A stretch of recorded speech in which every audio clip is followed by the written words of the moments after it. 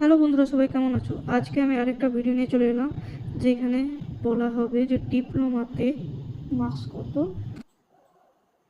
ঠিক, আর কত পর্যন্ত পেলে স্যার পাস করিয়ে দেয়, আর কত যদি আমি 18 পাই তো কি স্যার, বা 19 পাই তো স্যার কি আমাকে গ্রেস মার্কস দিয়ে পাস করিয়ে দেবে।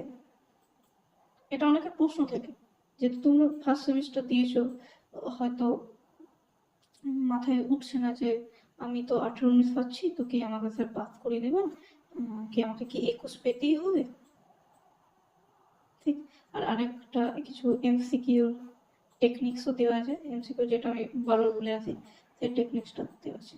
তো চলো ভিডিওটা স্টার্ট করে যাও। আচ্ছা, প্রথমেই দেখো ডিপ্লোমা পাসিং স্ট্র্যাটেজি আর reality checks plus smart plan.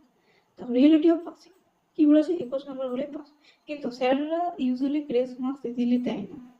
আমি কি বলেছিলাম, ইজিলি স্যাররা দিবে না যতক্ষণ না ওই স্টেটমেন্টের টেকনিকটা আর ওই কিছু রেলিভেন্ট লেখা আছে, ঠিক, বা ডায়াগ্রাম বা নিউমেরিক্যাল সলভ, যেগুলো আমি সব বলেছিলাম তোমাদের। তো দেখো, মানে 18 যদি কেউ পায় তো তাকে 18ই দেবে, তাই চান্সের উপর ডিপেন্ড করা রিক্স বলি তোমাদের। দেখো চান্সের উপর রিক্স কেন, দেখো 18-র মধ্যে যদি কেউ 18 পায়, মানে 70-র মধ্যে যদি কেউ 18, 60-এর মধ্যে যদি কেউ 18 পায়, তো মেবি তাহলে 18ই দেয় যদি কিছু না লিখে আসে। তোমাকে তো লিখে আসতে হবে, এই না যাবে কি ফাঁকা খাতায় লিখে আসবো আর স্যার আমাকে পাস করে দেবেন। তুমি লিখে আসতে হবে, কিছু রেলিভেন্ট বলো, কিছু ডায়াগ্রাম বলো, বা নিউমেরিক্যালের ফর্মুলা বলো, কিছু তো লিখে আসতেই হবে। কিছু বলতে যে সবাই রিলেটেড কিছু বলে, আমি কাঁচা বাদাম গান লিখে দিলাম, আমি কি বলবো, আমি ভালো কথা লিখে দিলাম, বা স্যার আমাকে পাস করিয়ে দিন, করাবে না। মোটটা কোথাও করাবে না, তোমাকে লিখে আসো। যদি তুমি 19ও পাও, ওই আমি বলেছিলাম রিলেভেন্ট বা নিউমেরিক্যাল ডায়াগ্রাম যদি লিখে আসো তো পাস করিয়ে দিন, ঠিক। তো তারপর নিচে যা যায় এমসিকিউ স্ট্র্যাটেজি গুলো, ভুল অ্যাপ্রোচ, যা হবে বলে র্যান্ডম টিক করে দেবো, এরকম কেউ করো না। তোমাকে দেখো কোশ্চেনটা বুঝে ট্রাই করতে হবে, এটা যে আমি কোশ্চেন না বুঝে আমি চারটের মধ্যে একটা দিলে তো 25% করে আছে, কোনো একটাতে লেগেই যাবে, এটা হয় না, ঠিক। আর স্টেটমেন্টসের অপশানগুলো এলিমিনেট করো, প্রথমে স্টেটমেন্টের অপশানগুলো এলিমিনেট করো, মানে কী কী অপশান দেওয়া আছে, এতে কী অপশান দেওয়া আছে, বিতে কী অপশান দেওয়া আছে, সিতে কী অপশান দেওয়া আছে, ডিতে। ভালো করে বুঝো, যদি উত্তরটা নাও জানো তো ট্রাই করতে করতে কী আছে। তো তোমার যেটা কাছাকাছি মনে হবে যে আমার হয়তো বিটা ঠিক লাগছে কিন্তু আমার সিটাও ঠিক লাগছে, দেখবে দুটো অপশান এমন থাকবে যেগুলো হয় না, ঠিক। আর দুটো অপশন এমন থাকে যেগুলো হওয়ার চান্স সম্ভবত সবচেয়ে বেশি। তো বি বা সি, সেটা ভালো করে বুঝে, ঠিক। আমি তো এটা জাস্ট এক্সাম্পল দিচ্ছি, অন্যতে এ বা বিও কাছাকাছি থাকতে পারে, সি বা ডিও কাছাকাছি থাকতে পারে। তো যাই হোক, দেখো তোমার কাছে মোদ্দা কথা 25% চান্স আছে এমসিকিউটা ঠিক হওয়ার জন্য। তো তুমি বি সি এর মধ্যে জাস্ট তোমার যেটা কাছে মনে হচ্ছে সেটা তুমি লিখবে, ঠিক। মানে যেটা বেশি লজিক্যাল সেটাই চুজ করবে। এখানে আমি টার্গেট লিখেছি 50 থেকে 70% এমসিকিউ কারেক্ট করতে হবে। এটা তো জাস্ট এরকম লেখা, যারা সব পাস করতে ভালো মার্কসের জন্য একদম 100% ভালো করতে। তো নিউমেরিক্যাল লাইফ সেভার, আমি তো বারবার করেই বলে আছি, নিউমেরিক্যাল যদি কেউ ভালো করে করতে পারে তাহলে সে পাস অলমোস্ট কনফার্ম, যারা শুধু পাসের জন্য যাচ্ছে। সেম টাইপের সাম বারবার প্র্যাকটিস করতে হবে, আমি ভিডিওগুলো তো বলে রাখি যে সেম টাইপেরই সামগুলো বারবার প্র্যাকটিস করবে, তোমাদের বই দেখবে, বইয়ে থাকবে, আর আমার মানে সাজেশনের সাথে ম্যাচ খাবে, এবার পেয়ে যাবে। ফর্মুলা ইউজ করে সলভ করো, নট জাস্ট মুখস্থ। মুখস্থ করো না তোমরা, আমি তো বারবার করে বলি মুখস্থ করো, মুখস্থ করলে হবে না, বুঝবে। দেখো আমি প্রথমে ইঞ্জিনিয়ার, ঠিক, আমি ইঞ্জিনিয়ার, আমরা ডিপ্লোমা করছি মানে আমরা ইঞ্জিনিয়ার। তো মুখস্থ কেউ করো না, জিনিসটা থেকে বুঝো, ঠিক। তারপর সেটাকে ইউটিলাইজ করো যে কি বলেছে, তারপর সেটাকে লিখো। এই না যে আমি গাছের পাতা সবুজ, গাছের পাতা সবুজ, এরকম করে কেউ করো না, আমি তো মজা করে বলছি, এরকম করো না। আচ্ছা, অ্যাটলিস্ট 10 মার্কস ধরো নিউমেরিক্যাল অ্যাটলিস্ট টার্গেট রাখো 10 মার্কের মতন আমাকে তুলতে পারবেন, 10 নম্বরের মতন আমাকে অ্যাটেন্ড করে আসতে 5 5, মানে দুটো অঙ্ক, ঠিক। সে তোমার এফটিপিলি বলো, বা আমাদের মেকানিক্স বলো, বা ফিজিক্স বলো, আর আরেকটি আইআইটিতে তো অঙ্ক আছে না, ওই বাইনারি কোড এগুলো, ওটা না করলে হবে, কারণ কি ওটা তোমাদের থিওরিও যদি ভালো করে যদি তুমি পড়ে যাও আইআইটিতে তাহলে পাস করে যাবে। কিন্তু আমি বলবো যে নিউমেরিক্যালটাও দেখবে, এই না যে শুধু থিওরিটা, কারণ কি যদি থিওরি যদি না পারো মুখস্থ করে গেলে, এরকমও তো হতে পারে যে মুখস্থ করে গেলে দিয়ে ভুলে গেলে, কিন্তু নিউমেরিক্যাল তো এমন না যে ভুলে যাবে, 400টা ফর্মুলা মুখস্থ করতে হবে। তো ফর্মুলা মুখস্থ করতে একটু বোঝার চেষ্টা করবে। আচ্ছা, স্টেটমেন্ট আমি কি বলে সবসময়, কোশ্চেনটা ধরে, কোশ্চেন ধরে উত্তরটা যা হবে লিখবে। আমি তো সবসময় এটাই বলি, ঠিক মানে মানে কি বলবো, কেমন করে বুঝাই বলো তো, একটা প্রশ্ন মাথায় আসছে না যে কি হবে, প্রশ্নটা মাথায় আসে না, কি বলবো। আচ্ছা, আচ্ছা, নিউটনের সেকেন্ড ল, সবাই জানো নিউটনের second law, Newton second law বলেছে, এখানের মধ্যে নিউটনের সেকেন্ড ল কোনটা, এটা এটা প্রশ্ন না, এটা মানে ভাবো না যে পরীক্ষা চলে গেছে, এটা জাস্ট আমি এরকম বলছি, নিউটনের সেকেন্ড ল কোনটা। আচ্ছা, অপশন প্রথমে দেওয়া আছে, F is equal to M B, F is equal to M C, আর F is equal to M D, আর আরেকটা দিয়ে আছে F is equal to M A. ঠিক, এটা ই, এটা বি, এটা পি, এটা সি, আর এটা ডি। তো সবাই জানো নিউটনের second law, force into mass into acceleration. তো যাক, আর বলবার দরকার নেই, সবাই জানো যে এটাই উত্তর হবে।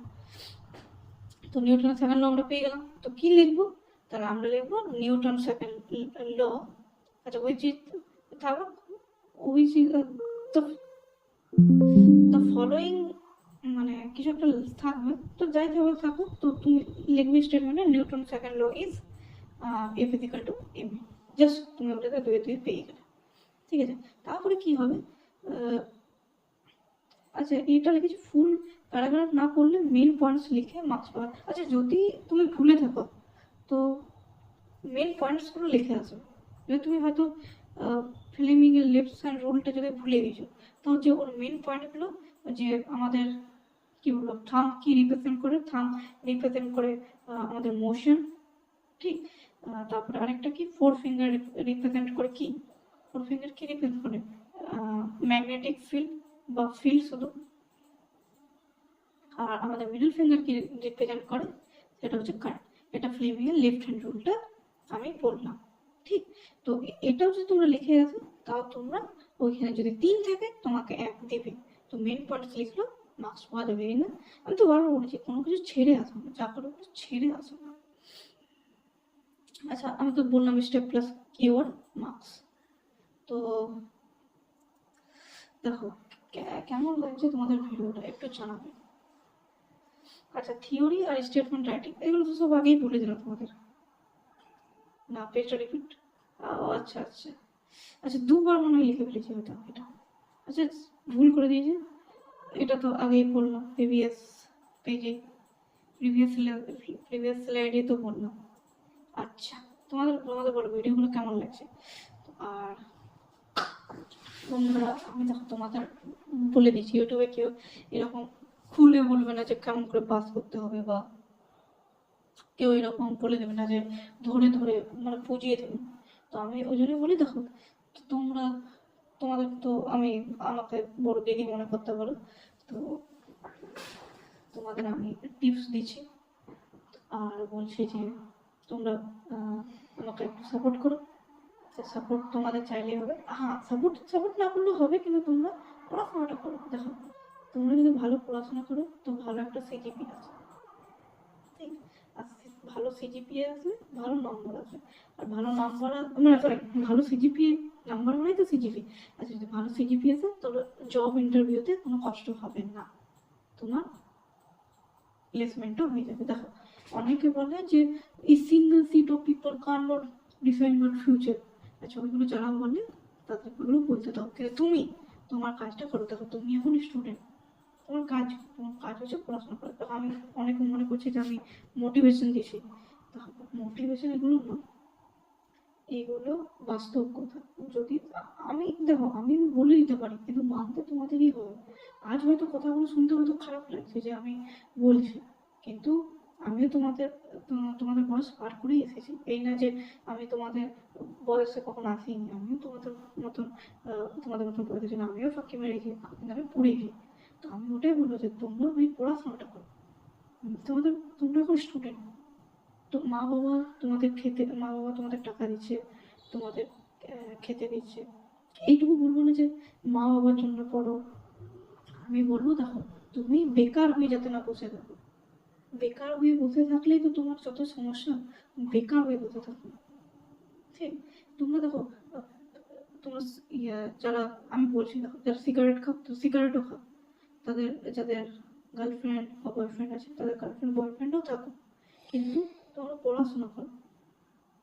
আমি বলছি না গার্লফ্রেন্ড বয়ফ্রেন্ড খারাপ বা তোমার সিগারেটের নেশা তোমাকে নিয়ে চলে যাচ্ছে, দেখো ওটা পার্ট অফ লাইফ, কিন্তু ওইগুলোকে একদম পড়ার সাথে কানেক্ট করে দাও। ঠিক? পড়ার সাথে কানেক্ট করলেই ওগুলো সমস্যা করবে। তুমি যখন পড়তে বসবে তখন হয়তো সিগারেট খাবে না, হয়তো যখন পড়তে বসবে গার্লফ্রেন্ডকে বলে দেবে যে আমি এখন পড়ছি, পরে ফোন করবে। যদি ও ভালো হয় তো ও তোমার কথা রাখবে, আর যদি ভালো না হয় তখনই তোমাকে ছেড়ে যাবে। এই তো হবে না যে যখন তুমি মানে চাকরি পাবে না তখন তোমাকে ছেড়ে দিচ্ছে, আগেই ছেড়ে দিচ্ছে, ভালো কথা। তোমার ওর চেয়ে ভালো আসবে, আমি তো গ্যারান্টি দিয়ে বলছি। তো ছেড়ে গিয়েছে তো। তো অনেক মোটিভেশন কোথাও বলা হলো। তো মাঝে মাঝে এরকম বলতে হয় না, মানে তোমাদের আমি গাইড করছি। তো জাস্ট তোমরা আমার কথাগুলো মেনে চলো আর ভালো করে পড়াশোনা করো। হ্যাঁ, আর অনেকে কি ভুল করে যে হচ্ছে না, তো মানে একটা প্রশ্ন আছে, ঠিক? ওই প্রশ্নটা আমার হচ্ছে না, আমি লিখছি, আমি বুঝছি, আমি লিখছি, তা আমার হচ্ছে না, তখন ওই প্রশ্নটা তোমরা করো না। তাহলে হ্যাঁ, ওই প্রশ্নটা করো না, ওই প্রশ্নটা যদি পরীক্ষা চলে এলো তুমি তো আমাদের ফেল করে দেবে। আর এমন কথাটা আগে শোনো, ওই প্রশ্নটা পরের দিন করবে, তখন হচ্ছে না তুমি বলে ছেড়ে কেন দিচ্ছ? তার পরের প্রশ্নটা যদি একটা প্রশ্ন হচ্ছে তুমি দুই প্রশ্ন করবে, তারপর দুইটা প্রশ্ন যখন হয়েছে তখন আমি হয়তো একের প্রশ্নে যাবো, বা পরের দিন একের প্রশ্নে যাবো। ঠিক? তো তোমরা এটা প্রোক্রাস্টিনেশন, যেটা আমরা কি বলবো, যে পরে করবো, ওটা করো, সময়ের কাজ সময় করো। আজকের জন্য আমি পর্যন্তই থাকবো। পরের ভিডিওতে আমি বলবো যে তোমাদের রেজাল্ট কবে আসবে ডিপ্লোমা, সেটা। ঠিক? চলো রাখি।